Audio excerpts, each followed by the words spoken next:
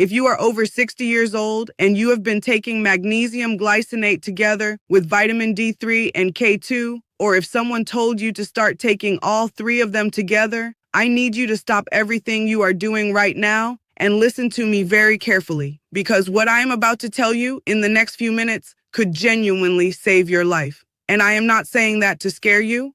I am saying that because I have seen what happens when people get this combination wrong. And it is not pretty. I have had patients walk into my office thinking they were doing the absolute best thing for their bones, for their heart, for their muscles, and they were actually making things worse without even knowing it. And the worst part is that nobody warned them. Not the person at the supplement store, not the article they read online, not even the well-meaning friend who recommended it. So today, I am going to be that person who tells you the truth, the whole truth and nothing but the truth about this combination, because you deserve to know what is really going on inside your body when you take these three supplements together, especially when you are over the age of 60. Hey everyone, welcome back to the channel. If you are new here, this is where we break down health information in a way that actually makes sense, in a way that you can use in your real everyday life. And if you have been here before, welcome back. I appreciate you more than you know. Now, before we dive deep into this, I need you to do me a quick favor. Hit that subscribe button right now and tap the notification bell, because I put out videos like this every single week, and I do not want you to miss a single one, especially when it comes to information that could affect your health in a major way. And if at any point during this video you learn something new or something surprises you, drop a comment below and let me know. I read every single comment, and it helps me understand what topics matter most to you. Now, let me be crystal clear about something right from the start. I am not here to tell you that magnesium glycinate is bad. I am not here to tell you that vitamin D3 is bad. And I am certainly not here to tell you that vitamin K2 is bad. All three of these are incredibly important nutrients, and most people over 60 are actually deficient in at least one of them, if not all three. The problem is not the supplements themselves. The problem is how people are taking them, when they are taking them, how much they are taking, and what they are combining them with, especially when you factor in the medications that most people over 60 are already on. That is where things start to get really complicated, and that is where the danger lives. Let me start with magnesium glycinate, because this is the one that has become incredibly popular in the last few years, and for good reason. Magnesium glycinate is one of the most bioavailable forms of magnesium, which means your body can absorb it and use it more efficiently than many other forms like magnesium oxide or magnesium citrate. It is gentle on the stomach.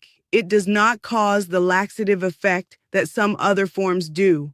And it is bound to glycine, which is an amino acid that has its own calming properties. That is why so many people love it for sleep, for anxiety, for muscle cramps, for restless legs, for all of those things that tend to get worse as we get older. And listen, magnesium is involved in over 300 biochemical reactions in your body.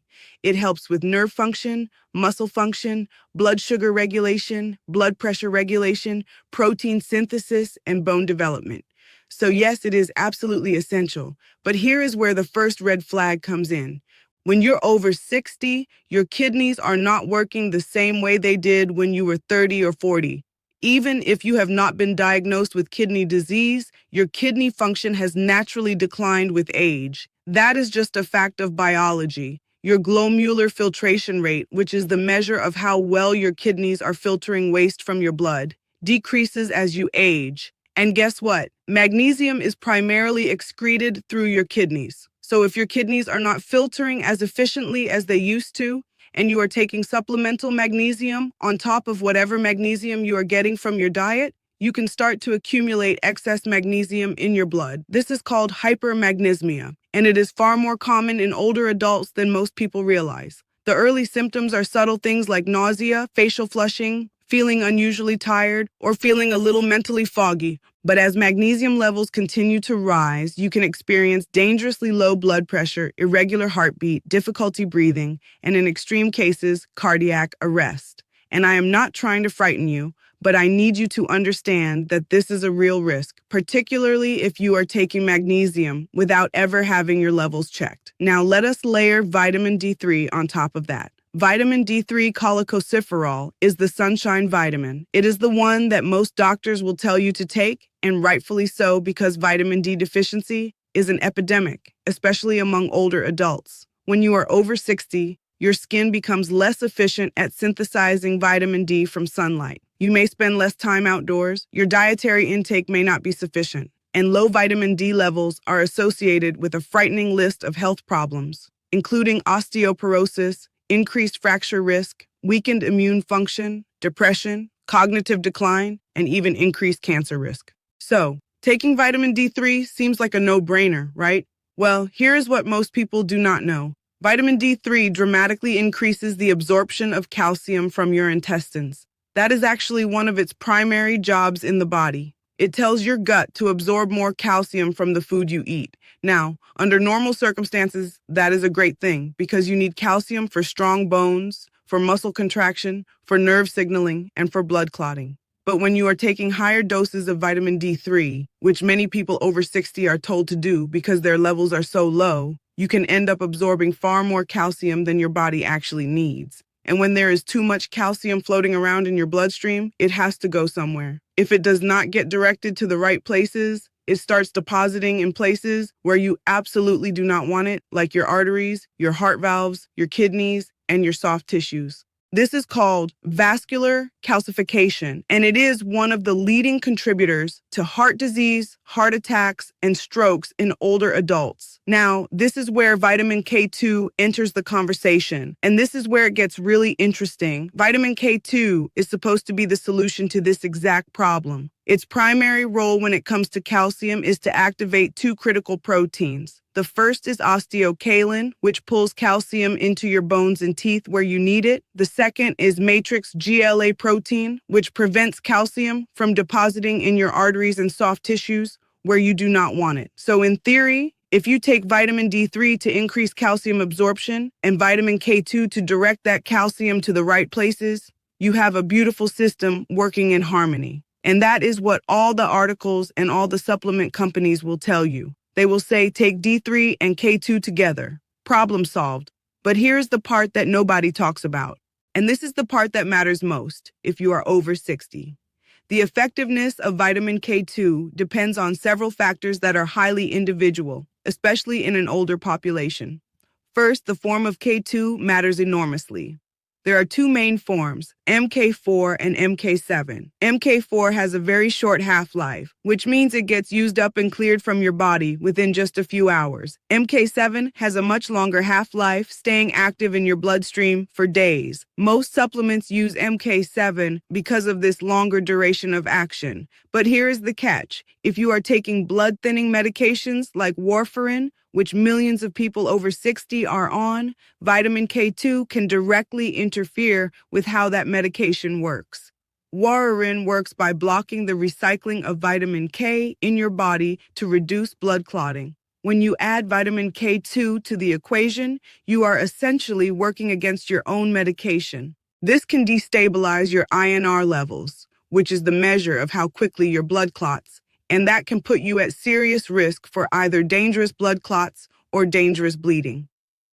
I have personally seen patients who ended up in the emergency room because they started taking a K2 supplement without telling their doctor, and their INR went completely haywire. And now let us talk about what happens when you combine all three of these together: magnesium glycinate, vitamin D3, and vitamin K2 in a person over 60. This is where the interaction effects become critically important. Magnesium is actually required for vitamin D to be activated in your body. Vitamin D goes through two conversion steps, one in the liver and one in the kidneys. And both of those steps are magnesium-dependent enzymes. So when you take magnesium along with vitamin D, you are actually enhancing the activation of vitamin D.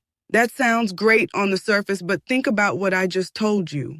If vitamin D increases calcium absorption and magnesium makes vitamin D work even better, then you are potentially supercharging calcium absorption beyond what your body can handle. And if your K2 is not adequately directing all of that extra calcium, or if you are on a medication that interferes with K2, you are now in a situation where excess calcium is floating through your bloodstream with nowhere safe to go. There is another layer to this that most people completely overlook. Magnesium and calcium compete for absorption in the gut. They use some of the same transport mechanisms. So depending on when you take your magnesium relative to your calcium intake, whether that is from food or supplements, one can interfere with the absorption of the other. If you are taking magnesium glycinate at the same time as a calcium-rich meal or a calcium supplement, you may not be absorbing either one optimally. This creates a confusing situation for your body where levels of both minerals are unpredictable, and that unpredictability is what causes problems. And let us not forget about the medications. Over 60, most people are on at least 1 or 2 prescription medications, and many are on 5 or more. Magnesium can interact with antibiotics like tetracyclines and fluoroquinolones by binding to them and reducing their absorption. It can interact with bisphosphonates, which are commonly prescribed for osteoporosis, and it can interact with certain blood pressure medications and diuretics. Some diuretics cause you to lose magnesium, which means you might need more, while others cause you to retain magnesium, which means supplementing could push you into dangerous territory.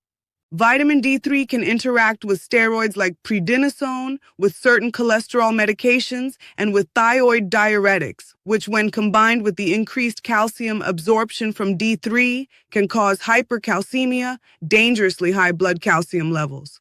The symptoms of hypercalcemia include confusion, excessive thirst, frequent urination, nausea, abdominal pain, muscle weakness, and irregular heartbeat. In severe cases, it can lead to kidney stones, kidney failure, and cardiac problems. So what am I telling you?